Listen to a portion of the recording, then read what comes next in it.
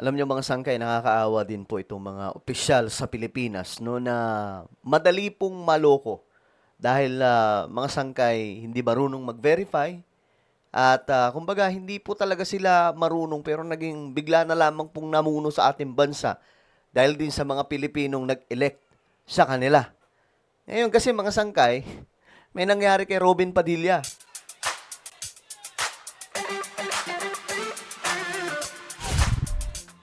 Okay, mga sangkay, ito pag-usapan po natin. Ito ay patungkol kay Robin Padilla. Sabi ko nga, nakakaawa kasi itong mga opisyal na ito, inelect po ito ng mga Pilipino pero hindi po talaga marunong mga sangkay, no? At kasalanan din po ito ng mga bumoto kasi akala nila okay. Ngayon, itong si Robin Padilla kasi medyo mayroon po siyang ginawa sa social media na lalo po niyang pinatunayan na talagang paano ko ba sasabihin na hindi masakit? Na talagang hindi siya marunong. Pag-usapan po natin yan. Anyway, bago tayo magtuloy-tuloy sa mga hindi pa po dyan nakakapag-subscribe sa ating YouTube channel, makikita nyo po yung subscribe button sa baba ng video na to. I-click nyo lamang po yung subscribe, i-click ang bell, at i-click nyo po yung all. Sa mga nanonood naman po sa Facebook, i-follow nyo po yung ating Facebook page. Okay. So, ito po ang nangyari, guys, ha? Nakaraan kasi, kumalat po ito.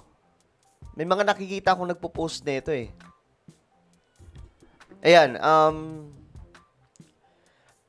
Facebook Meta is now a public entity or entity.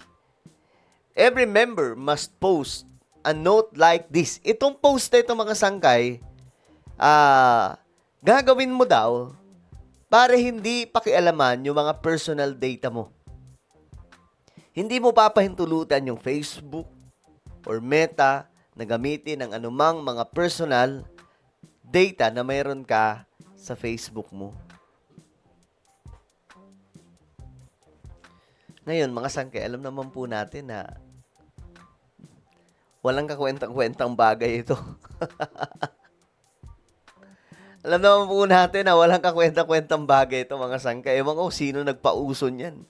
Nagkalat po yan sa social media. Marami pong nakikita akong ganyan na nagpo-post. Pero, magulat ka kasi si Robin Padilla pa. Di ba? I'm sure naman, meron po siguro siyang mga secretary, mga sangkay, or meron po siyang personal assistant to double check kung ito po ay totoo o hindi. Guys, ito kasi malinaw po ito na kalokohan. Hindi po totoo ito kasi hindi naman po talaga inaalaw ng Facebook. Wala po silang kumbaga hindi po nila pwedeng pakialaman ang personal data talaga ng kahit kasi kaninong account. Muntik na nga po silang makasuhan dyan doon sa Amerika eh. Ngayon, mga sangkay, ito na. Binalita na. Nagbahagi si Senador Robin Padilla sa kanyang social media account ng isang copy-paste post na nagsasabing hindi niya pinapayagan ang Meta na gamitin ang kanyang personal data. Hinikayat din sa naturang post ng iba na i-copy at i-paste ito sa kanilang sariling account bilang pagtutol sa paggamit ng kanilang impormasyon. Ayan po mga sangkay, makikita po dito. Gayunman, ito na ang pambasag. Dito po siya nabasag talaga eh. Gayunman, ayon sa terms and conditions ng Meta, walang probisyon na nagsasabing mapipigilan ng ganitong uri ng post ang paggamit ng impormasyon ng mga Facebook user. Sa ilalim ng privacy policy ng Meta, ginagamit ang datos ng mga user upang makapagbigay ng personalized experience kabilang ang mga advertisement. Nilinaw din, sa terms and conditions ng Meta na hindi nila ibinebenta ang data ng kanilang mga user. O ayan mga sangkay ha, malinaw. Ayon po yan sa Facebook conditions, terms and conditions ng Facebook. Madali lang naman po yan basahin. Nandiyan naman po yan sa may settings eh.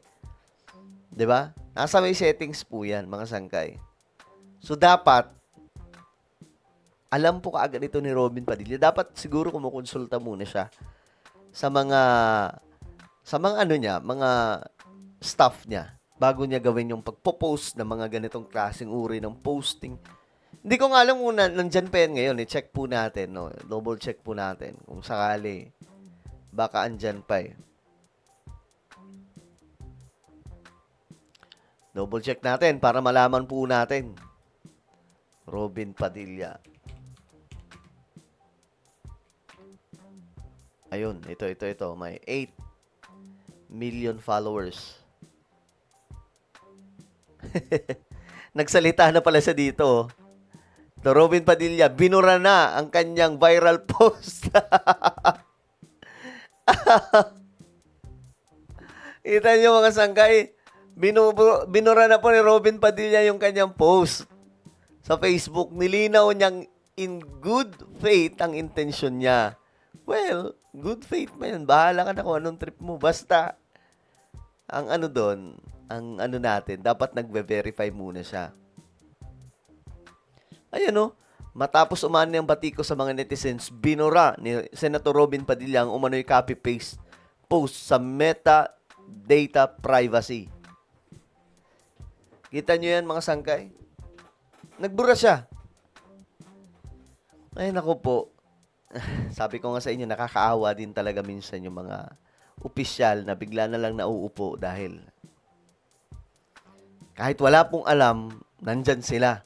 Kita niyo, madali po sila mauto. Madali po silang maloko ng kung ano-anong mga bagay na pwede nilang makita sa social media. Kahit si Senator Bato eh. Diba?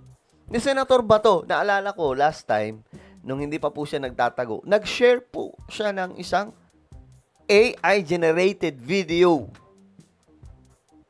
na kung saan parang ini-interview yung mga kabataan, no? Tapos tuwang-tuwa daw kay ano ba yan? Tuwang-tuwa daw kay PRRD. Basta ganun na something like that.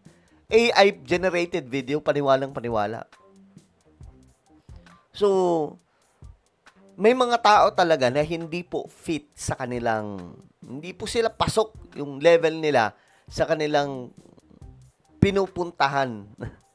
'Di ba? Dapat nga mga senador, mga abogado, mga mahuhusay na mga mambabatas talaga. 'Di ba? Pero mga sangkay, ang nangyari parang ngayon kasi dahil po sa 1987 Constitution, kung sino-sino na lang ang pwedeng tumakbo. Tayo man naman sa Pilipinas, kung sino ang sikat, panalo, 'di ba? Sayawan ka lang, magbudots lang 'yan, kumanta lang 'yan, panalo na 'yan. Ganun po tayo, ganun yung level natin mga Pilipino pagdating po sa choices natin sa pagboto, no? At si Robin Padilla po ay hindi ko siya kinokondem, mga sangkay. Kumbaga naawa lang ako sa kanya kasi syempre ang dali po niyang nauuto sa mga ganitong klaseng impormasyon. Pakinggan po natin 'to mga sangkay. Nakakalungkot dahil pababa na talaga ng pababa ang quality ng mga senador natin. Akalain mo, isang chain message ang kumakalat sa social media na ipinakalat pa ng kabobohan ni Robin Padilla. Himayin natin. Una, hindi po kailangan i-post kung papayagan mo ang Meta o hindi na gamitin ang info mo.